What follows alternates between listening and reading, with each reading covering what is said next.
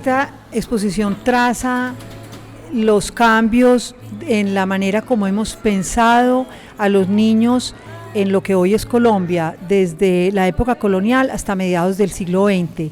Y no solamente como los hemos pensado, sino las realidades que han vivido esos niños, como el contraste entre esa representación y esa realidad. El doctor me cura las heridas del corazón que sangra y cicatriza. Las principales fuentes para la exposición fueron colecciones públicas, museos, bibliotecas, archivos, donde hicimos un amplio rastreo de todo tipo de evidencias de la cultura material e intelectual en torno a la infancia. Configuramos una gran base de datos de imágenes, de más de 1500 imágenes y una bibliografía enorme, y de allí empezó pues todo un proceso de selección que finalmente nos llevó a esta exposición que consta de casi 500 piezas que tienen desde pequeños tinteros antiguos hasta grandes obras de pintura colonial y de pintura republicana.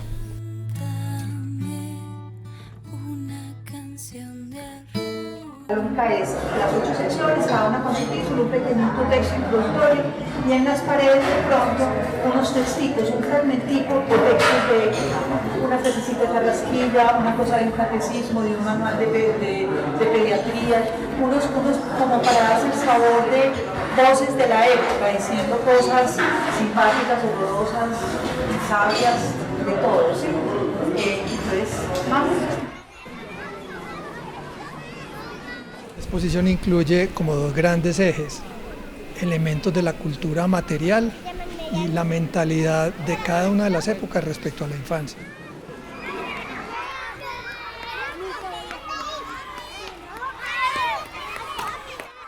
Empezamos con una seccioncita sobre las creaciones hechas para los niños desde el ámbito de la literatura infantil, las publicaciones especiales para niños, la música para niños.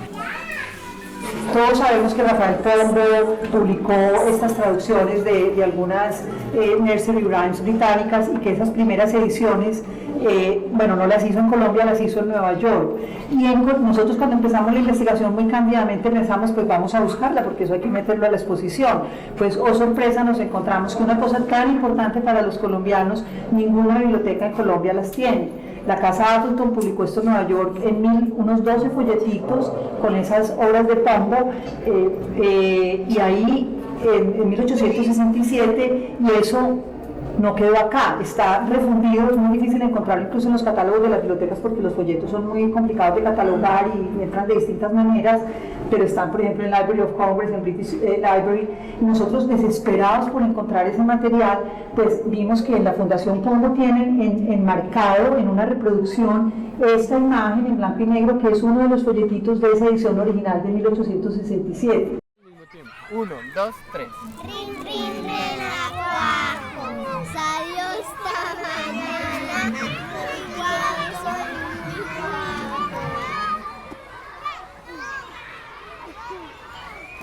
Incluso nuestros antecesores produjeron representaciones de la infancia, algo que ha sido pues muy poco todavía estudiado, pero muy novedoso en términos de reconocer que desde los tiempos prehispánicos la infancia fue representada.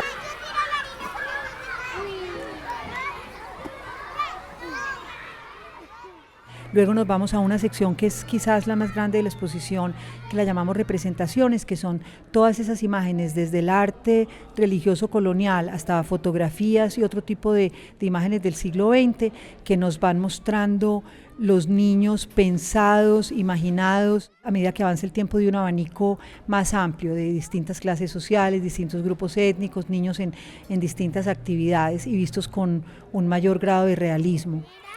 Este es, digamos, un personaje virreinal que parece un adulto, pero en realidad es un niño vestido con todas las pompas, las casacas, los tricornios, con una trompeta. Y este es un niño del común, es una madre indígena completamente deforme, a veces casi medio veteriano. Si ustedes ven las proporciones de los brazos con relación a la figura, pues son completamente desproporcionadas. Obviamente aquí no hay ninguna enseñanza académica, es la necesidad de representar la vida cotidiana.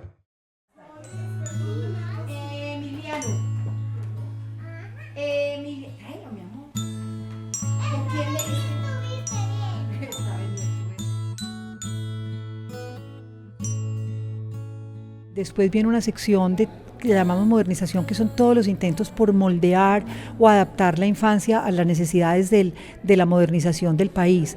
Pasar de comadronas a la atención de partos en los hospitales, surge la obstetricia, surgimiento de la pediatría, los primeros hospitales para niños, todos los manuales y cartillas que van a tratar de urbanizar y hacer los niños más aptos a la sociedad moderna. Estas son como las láminas de álbum de Jet hoy de los dinosaurios, ¿sí? Eran los coleccionables de la época que muy simpático venían en las cajetillas de cigarrillos, ¿sí? Y eran para coleccionar, pero entonces no eran de dinosaurios en esa época, sino de niños de la clase alta local. Lo hicieron en Popayán, lo hicieron en Medellín. Un ciervo no, porque el ciervo tiene sus cachos. Después viene una sección que es, yo diría, el corazón de la exposición, que es una sala con cuatro conjuntos, que son en qué ocupaban el tiempo los niños primordialmente, que son jugar, rezar, trabajar y estudiar. Entonces hacemos un recorrido por cada una de esas actividades a punta de obras pictóricas, de fotografías, de grabados, de propagandas, de grabaditos sacados de publicaciones de la época. ¿El mundo al revés? ¿Tú? No, el mundo al revés.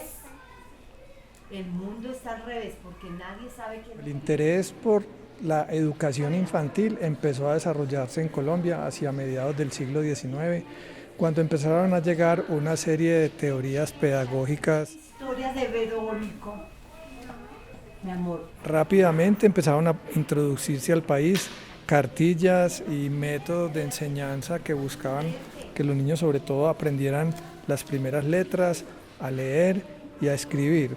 Madre de Dios y Madre nuestra, que queremos llevarte siempre. Una de las actividades que copaba parte importante del tiempo de los niños era la religión, rezar. En el camino. En esta parte de la exposición recogemos una serie de imágenes que nos muestran ese momento de la primera comunión que cruza todas las clases sociales y todos los grupos étnicos y que es un evento en la vida de los niños que se empieza a fotografiar desde finales del siglo XIX.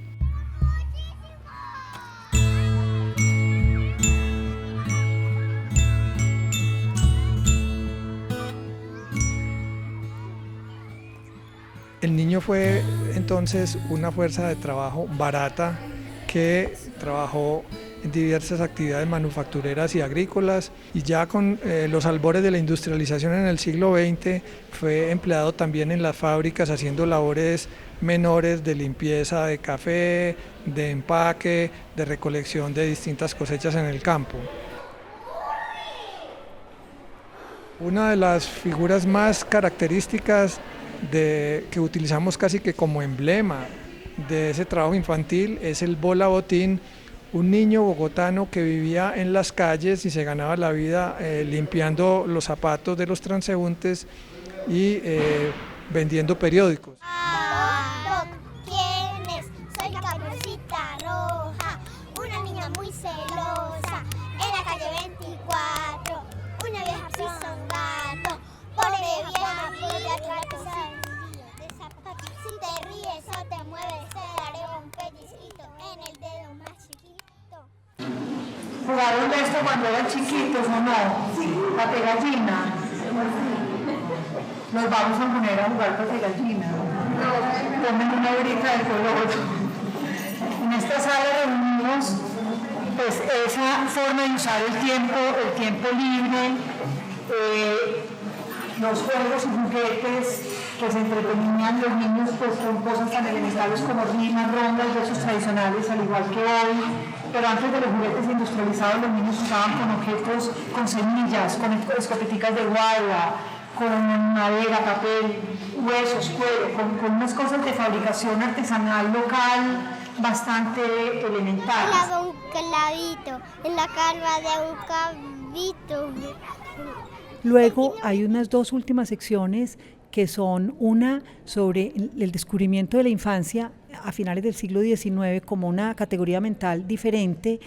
Se va a plasmar también en que los niños se van a volver un target para el mercado de la incipiente industrialización y la expansión del comercio en el país. Entonces ya va a haber esos niños que recién se descubren con identidad propia, pues se van a vestir, entonces ropita para los niños, hay específicos y remedios para los niños, hay juguetes para los niños importados o de factura local, entonces los niños como mercado llamamos esa sala. Como una pista canta y baila, usa toda tu voz, dale imaginación, verás a los chicos cantar y con las palmas jugar. Y terminamos la exposición con una sala, como la sala negra de la exposición, una sala que llamamos Vicisitudes, son una agrupación de imágenes visuales y literarias donde mostramos la cruda realidad vivida por muchos niños en estos largos siglos que estamos contando en esta exposición, prácticas de abandono, de maltrato, castigos severos, enrolamiento en conflictos armados desde temprana edad, como ese tipo de realidades, los niños muertos, los retratos de niños muertos que son una materialización de las altísimas tasas de mortalidad infantil. Entonces con eso concluimos la exposición.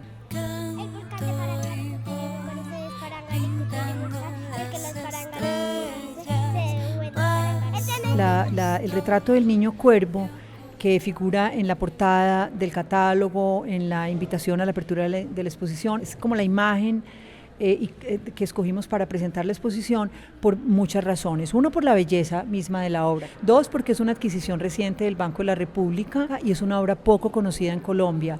Tres, porque es una obra que en su contenido representa muy bien lo que en el catálogo estamos contando en 200 páginas. Y a este niño cuervo, niña, decían unos grupos de niños que estuvieron viéndola, niño, niña, esa distinción es siglo XX. Este niño tiene un rostro de grande, de viejo, de vejido, ¿sí? El niño chumbado también, o sea, eso de pensar, no hay el equipaje mental para concebir al niño como lo pensamos nosotros hoy, sino que es un grande chiquito, ¿cierto? Si el sol siempre le espanta. Porque la infancia no siempre ha sido entendida como la entendemos hoy, por ejemplo, en la colonia en el siglo XIX y en los inicios del siglo XX ha habido unas transformaciones importantes en la forma de pensar, entender e interpretar a la infancia.